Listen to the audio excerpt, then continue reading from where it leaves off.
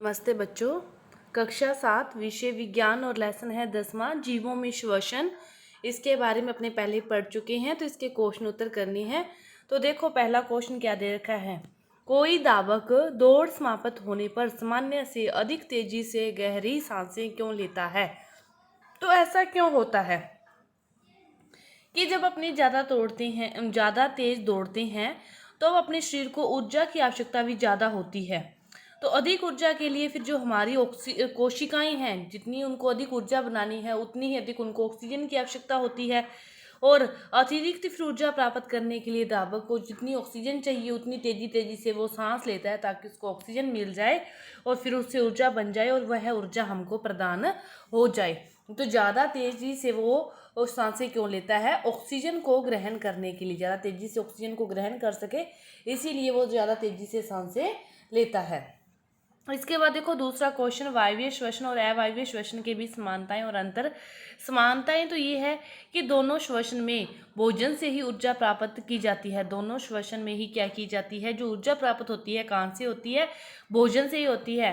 अंतर ये है कि जो कार्बन डाइऑक्साइड और पानी है ये तो वायवीय श्वसन के लास्ट उत्पाद हैं और अल्कोहल और कार्बन डाइऑक्साइड अवायवीय श्वसन के अंतिम उत्पाद हैं। और वायवीय श्वसन में अवायवीय श्वसन से अधिक ऊर्जा उत्पन्न होती है। वायवीय श्वसन में जो ऊर्जा उत्पन्न होती है वो अवायवीय श्वसन की अपेक्षा ज़्यादा होती है। तीसरा है, जब हम अत्यधिक धूल भरी वायु में सांस लेते हैं तो हमें छींक क्यों आ जाती है? छींकना या नाक से जो अवांछित धूल के कणों को हटाने की ये क्या है? एक विधि है। जब धूल के कण हमारी नाक में प्रवेश करते हैं तो ये फिर मस्तिष्क में संदेश पहुंच जाता है और मस्तिष्क छींकने की शुरुआत करने के लिए नासिका का जो एक भाग है उसको निर्देश दे देता है। और छींकना ही एक प्रकार का रक्षा यंत्र है जिसका उपयोग हमारे शरीर के द्वारा किया जाता है हमारी रक्षा करने के लिए। इसके बाद देखो चौथा क्वेश्चन कि 3 प्रश्नावलियां ले लो, प्रत्येक को क्या करो 3/4 भाग तक जल भर लो और फिर इन्हें ए बी सी आप चिन्हित कर दो। प्रश्नावली ए में तो घोंघा रखो, बी में कोई जलीय पादप और सी में घोंघा और पादप दोनों ही रख दो। तो किस प्रश्नावली में कार्बन डाइऑक्साइड की जो सांद्रता होगी सबसे अधिक होगी? तो क्या होता है, जो जीव है वो श्वसन के दौरान क्या करते हैं? कार्बन डाइऑक्साइड गैस को छोड़ते हैं। लेकिन जो पौधे हैं वो क्या करते हैं? प्रकाश संश्लेषण की क्रिया के लिए कार्बन डाइऑक्साइड का उपयोग करते हैं। तो प्रश्नावली ए में कार्बन डाइऑक्साइड की उच्चतम सांद्रता होगी क्योंकि यहाँ कार्बन डाइऑक्साइड केवल घोंघे के श्वसन से आता है। बी व सी में कार्बन डाइऑक्साइड का जो कुछ हिस्सा है फिर वो प्रकाश संश्लेषण में भी यूज हो जाएगा क्योंकि बी व सी में दोनों में क्या है? पादप भी है। तो इसीलिए वहाँ पर इसकी सांद्रता क्या हो जाएगी? कम हो जाएगी। और ए में इसकी सांद्रता क्या होगी? ज़्यादा होगी क्योंकि वहाँ पर प्रकाश संश्लेषण की क्रिया नहीं है। इसके बाद देखो सही उत्तर का चयन करना है। तो देखो तिल चट्टों के शरीर में वायु प्रवेश करती है। कहाँ से प्रवेश करती है? श्वास रंध्रों के द्वारा। कहाँ से प्रवेश करती है? श्वास रंध्रों के द्वारा। अत्यधिक व्यायाम करते समय हमारी टांगों में जिस पदार्थ के संचयन के कारण ऐंठन होती है उसे क्या कहते हैं? लैक्टिक अम्ल कहते हैं। किसी सामान्य वयस्क व्यक्ति की विश्राम अवस्था में औसत श्वसन दर कितनी होती है? विश्राम अवस्था में जो औसत श्वसन दर होती है 15 से 18 प्रति मिनट होती है। उच्च वसन के समय पसलियां नीचे की ओर गति करेगी। उच्च वसन के समय पसलियां नीचे की ओर गति करेगी। अब देखो मिलान करना है। जीस्ट किसके से उत्पादन? अल्कोहल।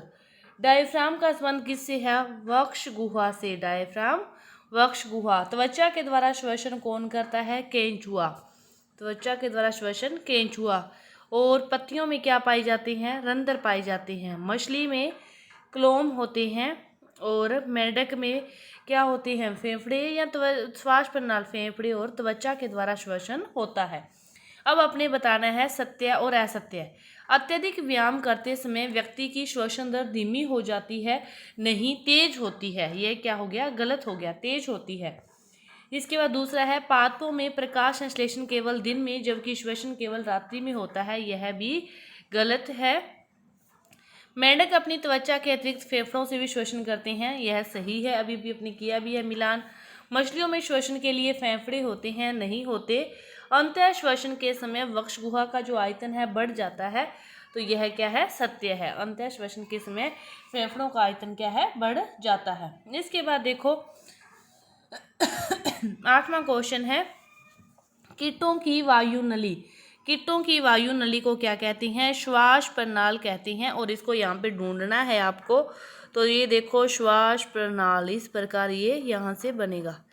इसके बाद वक्ष गुहा को घेरे हुए हड्डियों की संरचना, उसे क्या कहते हैं, पसलियाँ कहती हैं। उसे क्या कहते हैं, पसलियाँ। इसको ढूंढो कहाँ लिखा हुआ है, इसके अंदर आपको ढूंढना है पसलियाँ। यहाँ से मिलेगी आपको, देखो कहाँ से मिलती है। इससे पहले अगले ढूंढते हैं कि वक्ष गुहा का पेशीय तल क्या है, डायफ्राम। वक्ष गुहा का जो पेशीय तल है वो क्या है, डायफ्राम। पसलियाँ तो ये रही, यहाँ पे मिल गई। इसके बाद देखो डायफ्राम, डायफ्राम ये रहा,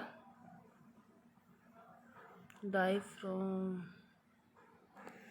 उसके बाद पत्ती की सतह पर जो सूक्ष्म छिद्र होते हैं उन्हें क्या कहते हैं, रंध्र कहते हैं। और कीट के शरीर के श्वास पार्श्व भागों के छोटे छिद्र, 5वां है, इसे क्या कहते हैं, श्वास रंध्र कहते हैं। इसे क्या कहते हैं, फिर श्वास रंध्र कहते हैं। तो ये आ जाएगा। और इसके बाद है आपका मनुष्य के जो श्वसन अंग है वो क्या है, फेफड़े। मनुष्य के श्वसन अंग क्या है, फेफड़े। तो ये रहा यहाँ पे फेफड़े, इस प्रकार मिलाओगे। और वे छिद्र जिनसे हम सांस भीतर की ओर अंतः श्वसन में लेते हैं उन्हें क्या कहते हैं, नासा। उसे क्या कहते हैं, नासा। तो रंध्र अलग से ढूंढना है। तो ये रहा वो श्वास रंध्र मान लो, इसे वो मान लो रंध्र। इसके बाद आपको ढूंढना है नासा। तो ये रहा नासा। इसके बाद है एक अवायवीय जीव, एक अवायवीय जीव जिस्ट। अवायवीय जीव आएगा जिस्ट। तो ये रहा जिस्ट। इसके बाद है श्वास प्रणाल तंत्र वाला एक जीव, वो कौन सा है, तिलचट्टा।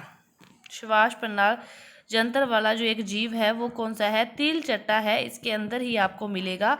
ये नीचे से देखो, ये रहा ऊपर की तरफ, यहाँ पे तिलचट्टा इस प्रकार। तो आगे के जो क्वेश्चन है श्वास तंत्र वाला आ गया इसमें।